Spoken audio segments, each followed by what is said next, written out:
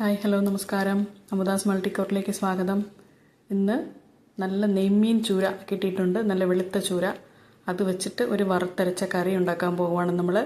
അതെങ്ങനെ ഉണ്ടാക്കിയെടുക്കാൻ നോക്കാം.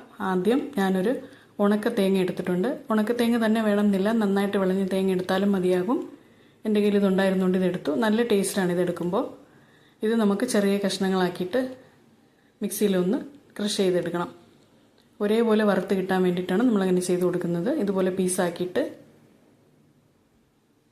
അതിനെയും ചെറിയ ചെറിയ പീസസ് ആയിട്ട് ഇനി കട്ട് ചെയ്തെടുക്കാം. ഒരു തേങ്ങ എടുക്കുന്നത് എനിക്ക് 2 ദിവസത്തേക്കുള്ള കറിക്കായിട്ടാണ്. തേങ്ങയുടെ അളവൊക്കെ അവരവർക്ക് ഇഷ്ടമുള്ളതുപോലെ ആവശ്യമുള്ളതുപോലെ എടുക്കാം.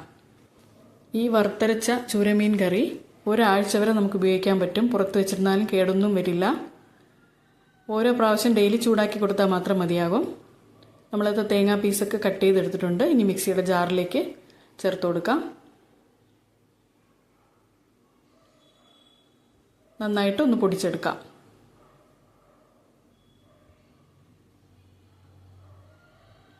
തേങ്ങാ പീസസൊക്കെ പൊടിച്ചെടുത്തിട്ടുണ്ട്. ഒരേപോലത്തെ പീസസായി വന്നിട്ടുണ്ട്. വറുക്കാൻ എളുപ്പത്തിനാണ് നമ്മളിങ്ങനെ ചെയ്ത് കൊടുക്കുന്നത്. നമുക്ക് ഇനി ഒരു പാനിലേക്ക് ഈ തേങ്ങ ചേർത്ത് കൊടുക്കാം. ആദ്യം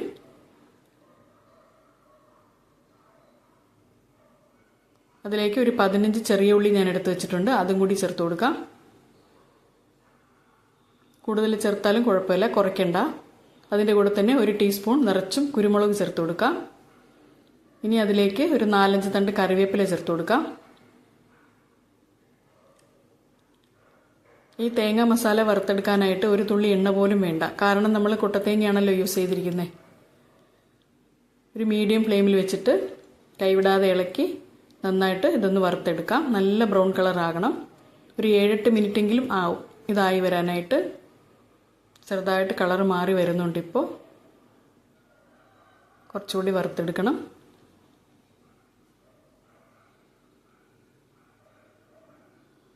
ഈ തേങ്ങായും ഉള്ളിയൊക്കെ നന്നായി വറുത്ത് കിട്ടിയിട്ടുണ്ട്. ഇപ്പോൾ ലോ ഫ്ലെയിമിലാണ് ഇരിക്കുന്നത്. ഇനി കരിഞ്ഞു പോകാൻ പാടില്ല. കൈവിടാതെ തന്നെ ഇളക്കി എടുത്തിട്ടുണ്ട്. ഇനി ഇതിലേക്ക് മുളക് പൊടി ചേർത്ത് കൊടുക്കാം നമുക്ക്. ഇത് നോർമൽ എരിവുള്ള മുളക് പൊടിയാണ്. അതൊരു 6 ടീസ്പൂൺ ഉണ്ട്. അത് നമുക്കിത് ചേർത്ത് കൊടുക്കാം. എരിവ് കൂടുതൽ വേണമെന്നുള്ളവർക്ക് ചേർക്കാം. അതേപോലെ തന്നെ മല്ലിപ്പൊടി 11 ടീസ്പൂണാണ് എടുത്തിരിക്കുന്നത്. 12 ടീസ്പൂൺ അതിൻ്റെ ഇരട്ടി. അതിൽ 1 ടീസ്പൂൺ കുറച്ചിട്ടാണ് ഞാൻ എടുത്തിരിക്കുന്നത്. അത്രയും മതിയാകും. അല്ലെങ്കിൽ മല്ലിപ്പൊടിയുടെ ചുവ മുന്നിട്ട് നിൽക്കും. ഇത്രയും കൂട്ടിയിട്ട് ഇനിയും നന്നായിട്ടൊന്ന് വറുത്തെടുക്കാം. പൊടികൾ ചേർത്താൽ അത് കഴിഞ്ഞിട്ട് നന്നായി ശ്രദ്ധിച്ച് വേണം വറുത്തെടുക്കാനായിട്ട്. ഫ്ലെയിം ഒന്നും കൂടി പോകരുത്.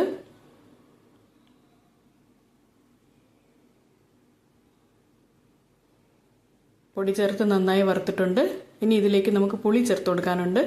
ഞാനൊരു 25 ഗ്രാം പുളി എടുത്ത് വെച്ചിട്ടുണ്ട്. ഇത് വൃത്തിയാക്കിയതാണ്. അതുകൊണ്ട് ഞാൻ ഈ പൊടിയുടെ കൂടെ തന്നെ ഇട്ട് വറുത്തെടുക്കാൻ പോവുകയാണ്.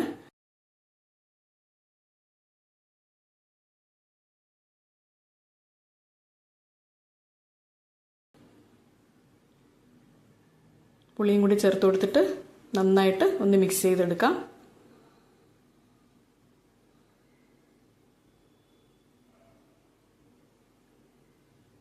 തീ ഓഫ് ചെയ്ത് കൊടുക്കാം. ഇത്രയും മതിയാകും.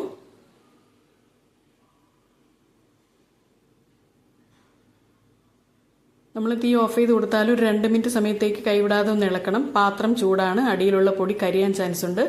അതുകൊണ്ടാണ്. ഇനി ഇതിലേക്ക് നമുക്ക് മഞ്ഞൾപ്പൊടി ചേർത്ത് കൊടുക്കാം. ഒരു 1/2 ടീസ്പൂൺ മഞ്ഞൾപ്പൊടിയാണ് ഞാനിപ്പോൾ ചേർക്കുന്നത്. അതും കൂടി ചേർത്തിട്ട് നന്നായിട്ട് മിക്സ് ചെയ്തെടുക്കാം.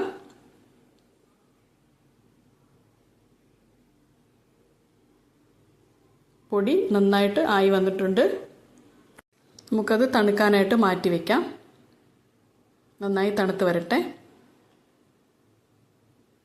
മീൻ ഇതുപോലെ ചെറിയ കഷ്ണങ്ങളായിട്ട് മുറിച്ചെടുത്ത് വന്നിട്ടുണ്ട്.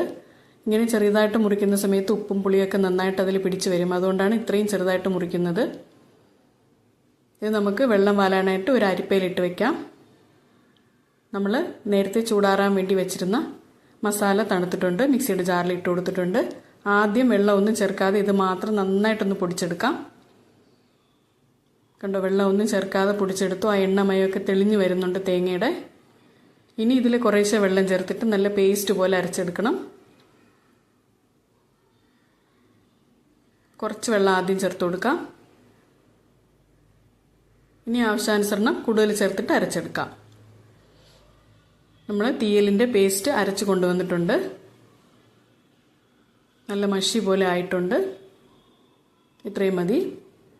ഇനി നമുക്ക് മീൻകറി ഉണ്ടാക്കാൻ തുടങ്ങാം. ഒരു കടായിലേക്ക് ഞാൻ 1 ടേബിൾ സ്പൂൺ വെളിച്ചെണ്ണയാണ് ചേർത്ത് കൊടുക്കുന്നത്. എണ്ണയൊന്ന് ചൂടായി വരട്ടെ. ലോ ഫ്ലെയിമിൽ വെച്ചിട്ട് മീനിൻ്റെ കഷ്ണങ്ങൾ ഒന്ന് ഇട്ട് കൊടുക്കാം. ഒന്ന് ഷാലോ ഫ്രൈ ചെയ്തിട്ടാണ് നമ്മൾ കറി ഉണ്ടാക്കുന്നത്. അതെന്തിനെന്ന് വെച്ചാൽ മീൻ നല്ല സോഫ്റ്റ് ആയിരിക്കും കഷ്ണങ്ങൾ കഴിക്കുമ്പോൾ. ചില ചൂര മീനൊക്കെ നമ്മൾ കറി വയ്ക്കുന്ന സമയത്ത് ഭയങ്കര ഹാർഡായി തോന്നും. അത് ഒഴിവാക്കാനാണ്. ചൂര മാത്രമല്ല, ഏത് മീനായാലും ഇങ്ങനെ ചെയ്ത് കറി ഉണ്ടാക്കുന്നത് വളരെ ടേസ്റ്റി ആയിരിക്കും. 1 മിനിറ്റ് മാത്രം നമുക്കിങ്ങനെ ഇട്ട് കൊടുത്തിട്ട് ഒന്ന് ഇളക്കി കൊടുക്കാം പതുക്കെ, കഷ്ണങ്ങൾ പൊടിയാതെ. കണ്ടോ, കഷ്ണങ്ങളൊക്കെ വെളുത്ത് വന്നിട്ടുണ്ട്.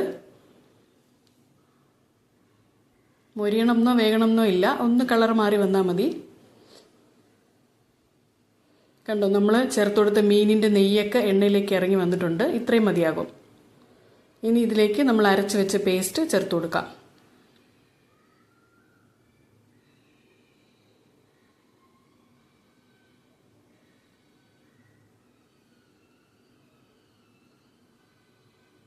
അരച്ച പേസ്റ്റ് ചേർത്തിട്ടുണ്ട്. മിക്സി കഴുകിയ വെള്ളം 1 കപ്പ് ഞാനിപ്പോൾ ചേർത്ത് കൊടുക്കുന്നു. ഒരു 1/2 കപ്പ് വെള്ളം കൂടെ ചേർത്ത് കൊടുത്തിട്ട് നമുക്ക് മീൻ കഷ്ണങ്ങളൊന്നും പൊടിയാതെ ചെറുതായിട്ടൊന്ന് ഈ ഗ്രേവി ഒന്ന് ഇളക്കി വെച്ച് കൊടുക്കാം.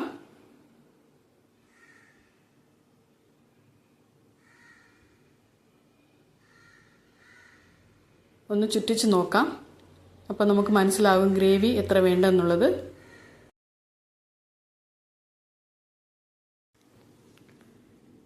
കുറച്ചുകൂടെ വെള്ളത്തിൻ്റെ ആവശ്യമുണ്ട്. നമുക്കത് ചേർത്ത് കൊടുക്കാം.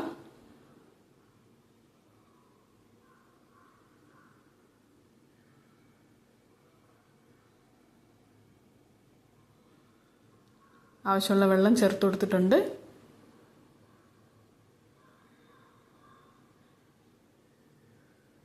കണ്ടോ, ഇപ്പോൾ ഈ പരുവത്തിനാണ് ഇരിക്കുന്നത്. ഇത്രയും ഗ്രേവി മതി. ഈ തിക്നെസ് വേണം. ഒരുപാട് ലൂസാകാനും പാടില്ല, ഒരുപാട് കട്ടിയും വേണ്ട. ഇനി ഇതിലേക്ക് നമുക്ക് ഉപ്പ് ചേർത്ത് കൊടുക്കാം. ഒരു 3 ടീസ്പൂൺ ഉപ്പാണ് ഞാൻ ചേർത്ത് കൊടുക്കുന്നത്. പോരാന്നുണ്ടെങ്കിൽ പിന്നെ നമുക്ക് ചേർത്ത് കൊടുക്കാം. ഉപ്പും കൂടെ ഇട്ട് കൊടുത്തു. ഒന്ന് അടച്ച് വെച്ച് കൊടുക്കാം മീഡിയം ഫ്ലെയിമിൽ വെച്ചിട്ട്. 5 മിനിറ്റ് കഴിഞ്ഞ് തുറന്ന് നോക്കാം. നന്നായി തിള വന്നിട്ടുണ്ട് കറിക്ക്. ഒന്നുകൂടെ ചുറ്റിച്ച് വെച്ച് കൊടുക്കാം. ഇനി ഇതിലേക്ക് വറുത്ത് പൊടിച്ച ഉലുവാപ്പൊടിയാണ്, ഒരു 1/2 ടീസ്പൂൺ ഉണ്ട്. അതും കൂടി നമുക്ക് ചേർത്ത് കൊടുക്കാം. ഒന്നും കൂടി ചുറ്റിച്ച് വെച്ച് കൊടുക്കാം. ഇനി ഒരു 2 മിനിറ്റ് മീഡിയം ഫ്ലെയിമിൽ അടച്ചു കൊടുത്തിട്ട് തുറന്ന് നോക്കാം നമുക്ക്. എണ്ണയെല്ലാം നന്നായി തെളിഞ്ഞ് കറി റെഡി ആയിട്ടുണ്ട്. ഈ സമയത്ത് ഉപ്പ് നോക്കാം നമുക്ക്. ഒരല്പം ഉപ്പിൻ്റെ കുറവുണ്ട്. ഒരു 1/4 ടീസ്പൂൺ ഉപ്പും കൂടി ചേർത്ത് കൊടുക്കുന്നുണ്ട്.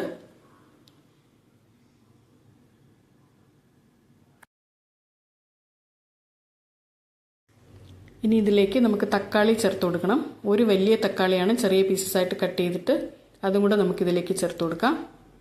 തക്കാളിയും കൂടി ചേർക്കുമ്പോൾ നല്ലൊരു ടേസ്റ്റാണ് കറിക്ക് വരുന്നത്. ഒരെണ്ണം മതി, കൂടുതൽ വേണ്ട.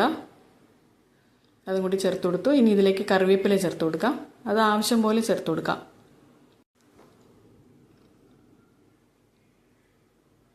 കറിവേപ്പിലയും ചേർത്ത് കൊടുത്തു. ഇനി ഇതിലേക്ക് ഒരു 1/2 ടീസ്പൂൺ വെളിച്ചെണ്ണയും കൂടി ഞാൻ ചേർക്കുന്നുണ്ട്. അതും കൂടി ചേർത്തിട്ട് ഒന്ന് അടച്ചിട്ട് തീ ഓഫ് ചെയ്ത് കൊടുക്കാം. നമ്മുടെ അടിപൊളി നെയ്മീൻ ചൂര വറുത്തരച്ച കറി ഇവിടെ റെഡി ആയിട്ടുണ്ട്. കണ്ടോ, കാണുമ്പോൾ തന്നെ കഴിക്കാൻ തോന്നുന്നില്ലേ?